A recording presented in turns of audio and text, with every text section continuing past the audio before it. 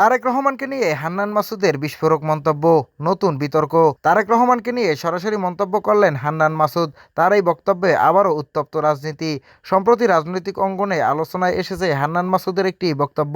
তিনি তারেক রহমানকে উদ্দেশ্য করে কিছু গুরুত্বপূর্ণ প্রশ্ন ও সমালোচনা তুলে ধরেন। তার বক্তব্যের মূল বিষয় ছিল দেশের নেতৃত্ব, সিদ্ধান্ত গ্রহণ এবং রাজনৈতিক ভূমিকা নিয়ে পরিষ্কার অবস্থান থাকা প্রয়োজন। তিনি ইঙ্গিত করেন, বর্তমান রাজনৈতিক পরিস্থিতিতে নেতৃত্বের কার্যক্রম নিয়ে জনগণের মধ্যে নানা প্রশ্ন তৈরি হচ্ছে।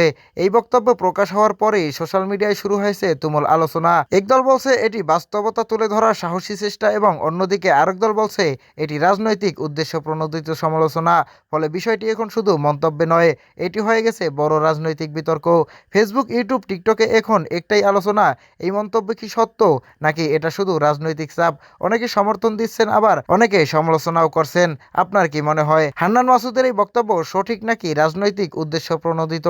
কমেন্টে আপনার মতামত লিখুন। ভিডিওটি ভালো লাগলে লাইক দিন আর এমন আপডেট পেতে সাবস্ক্রাইব করুন।